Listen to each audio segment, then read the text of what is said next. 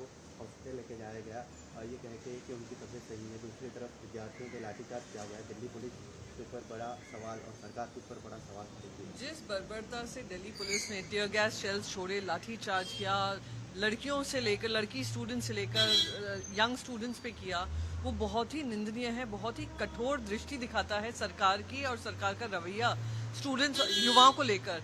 बोलते हैं कि युवाओं की भागीदारी बढ़नी चाहिए, युवाओं का भविष्य की बात करते हैं और उनके सामने जो बच्चों के टूटते हुए सपने हैं उन पे लाठी चलाई जा रही है।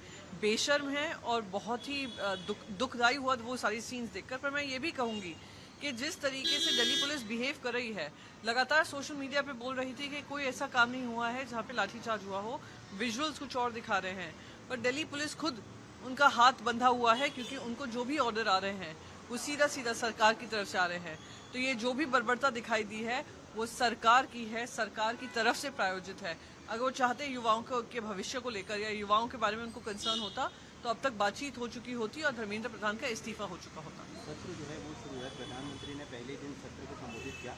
युवाओं के बारे में चर्चा की गई, जो रॉकेट लॉन्च किए गए उसमें युवाओं का योगदान बताया गया। लेकिन युवाओं के प्रोटेस्ट पर अब तक प्रधानमंत्री ने या फिर धर्मेंद्र प्रधान के प्रोटेस्ट पर कोई बयान या ना इस्तीफा। देखिए, जब ये नीट का पेपर लीक हुआ था वो हुआ था मई के महीने में।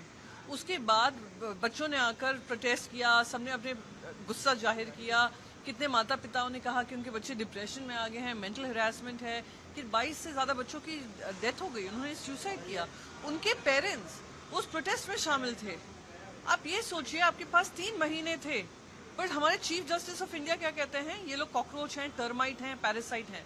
उसकी वजह से कॉकरोच जनता पार्टी को इतना भारी समर्थन मिला क्योंकि हर एक परिवार को, हर एक माता पिता को, हर एक बच्चे को लगा कि वो जो टीका टिप्पणी की गई थी सुप्रीम कोर्ट की तरफ से वो उनकी तरफ की गई थी, इसलिए कॉकरोच जनता पार्टी को इतना भारी समर्थन मिला। और ये जो 22 दिन से प्रोटेस्ट चल रहा है, 22 दिन से सोनम वांगचुक उस प्रोटेस्ट में, उनकी मांग क्या है? उनकी मांग एक ही है कि धर्मेंद्र प्रधान का इस्तीफा हो। वही मांग आज पूरे देश की है। आप उनको क्यों बचाए बैठे हैं ये मुझे समझ में नहीं आ रहा है। और जो हुआ है बहुत ही गलत हुआ है, सरकार की तरफ से हुआ है। सत्र जारी है। प्रधानमंत्री ने 28 साल के बच्चों के बारे में तो बात की, अगर वो 22 युवा जो आगे जाकर इसी देश का भविष्य और इकोनॉमिक कंट्रीब्यूशन करते, उनकी जो सपने टूटे और उनने जाने लिए अपनी, उस पर भी टिप्पणी कर देते तो शायद उनकी सहानुभूति जनता को दिखती। महाराष्ट्र के एक मंत्री काम करने के लिए किया जा रहा है, ये केवल एक नौटंकी है सरकार के खिलाफ। ये कॉकरोच जनता पार्टी उभरी कैसे? पहले तो सवाल उनसे पूछा जाए। ये आपके अहंकार और आपका जो एरोगेंस है, एरोगेंस के चलते अकाउंटेबिलिटी खत्म होती जा रही है, ट्रांसपेरेंसी खत्म होती जा रही है, उसके तहत बना। आज चीफ जस्टिस ऑफ इंडिया ने जो कहा, कॉकरोच, पैरासाइट, टर्माइट, क्या क्या शब्दों का इस्तेमाल नहीं किया, क्या केंद्र सरकार उसको खारिज नहीं कर सकती थी? क्या केंद्र सरकार जो इतने युवा दुखी थे उनसे जाकर बातचीत नहीं कर सकती थी? किस बात का अहंकार है? यही युवा ने आपको वोट करके वहां पर गद्दी दी है। और फिर 3 महीने बीत जाते हैं, ये प्रोटेस्ट होता है, 22 दिन से आपकी आंखों के नीचे चल रहा है, आप उनसे बातचीत नहीं करते हैं। Last but not the least, ये जो इस तरीके की टीका टिप्पणी कर रहे हैं ना, टीईटी का स्कैम यहाँ पे भी हुआ है, पेपर लीक यहाँ पे भी हुआ है, यानी आप कोई सबक नहीं सीखे हैं। आप बच्चों के भविष्य के साथ खिलवाड़ कर रहे हैं और अपनी सरकार और अपनी सत्ता और अपनी कुर्सी बचाने के लिए इस तरीके की बयानबाजी कर रहे हैं। मुंबई में 144 लागू कर दिया गया है। दूसरी तरफ आप ही के पार्टी के जो 6 सांसद हैं उनको लेकर ओम बिरला जी के खिलाफ सुप्रीम कोर्ट में जाया गया है, एक प्ली जो है वो फाइल की गई है। काफी जानकारी बारे में देखिए, सुप्रीम कोर्ट को हम बार बार याद दिला रहे हैं, हमारी लड़ाई तो चल ही रही है कि पार्टी किसके नाम पे है और किसको मिलनी चाहिए। वो लड़ाई, हम जंग जारी है। पर संविधान कहता है कि जो चल रहा है, जिस तरीके से चल रहा है, 2/3 कैसे भी आप गठजोड़ कर पार्टियां तोड़ते हैं, वो कहां तक सही है। मैं आपको 3 उदाहरण देती हूँ। एक आम आदमी पार्टी है, पूरी पार्टी एकजुट है, पर 6 सांसद कहते हैं हम साथ में नहीं हैं, वो जाकर बीजेपी में मर्ज कर लेते हैं। सिर्फ एक चेंबर में, वो है राज्यसभा, बाकी सब जगह पार्टी यूनाइटेड है। दूसरा है टीएमसी, असेंबली में ऋतुव्रत बैनर्जी कहते हैं मैं ही टीएमसी, 64 एमएलएज लेकर, बाकी 16 एमएलएज अभी ममता जी के साथ हैं।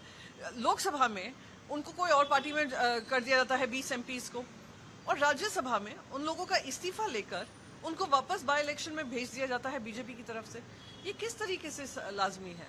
तो ये जो 2/3 बहुमत का नौटंकी चल रही है और लोगों को गठजोड़ चल रहा है, उसी की लड़ाई हम सुप्रीम कोर्ट लेकर जा रहे हैं, क्योंकि ये भी संविधान का हिस्सा है और सुप्रीम कोर्ट की जिम्मेदारी है, अगर उसका हनन हो रहा है तो आप उसकी जवाबदेही लें।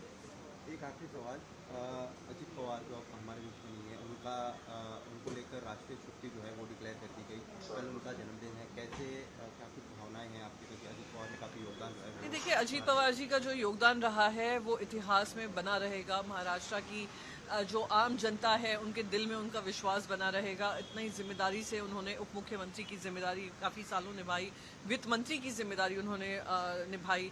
जब उनकी अनफॉर्चुनेट डेथ हुई थी, एक्सीडेंट में हुई थी, वो एक्सीडेंट के चलते जो भीड़ उमड़ी थी वो उनकी तरफ जो प्यार है, प्रेम है, उसका एक प्रतीक रहेगा। तो उनका लगाव हमेशा महाराष्ट्र से था, महाराष्ट्र की जनता से था, महाराष्ट्र की सेवा के लिए था। और उन्हीं चीज़ों को हम सब जो हम युवा लीडर्स हैं और जो हमने देखा है उससे हमें सीखनी चाहिए। वो किसी भी पार्टी में रहे हों, इस तरफ रहे हों, उस तरफ रहे हों, पर कुछ नेता ऐसे होते हैं जिनसे सीखनी चाहिए, वो उनमें से एक थे। तो मैं उनको अपनी श्रद्धांजलि देना चाहूँगी। मैं उम्मीद करती हूँ कि उनका जो जन्मदिन है, जन्मतिथि है, पुण्यतिथि है, हम उनको याद करें, उनके कामों को याद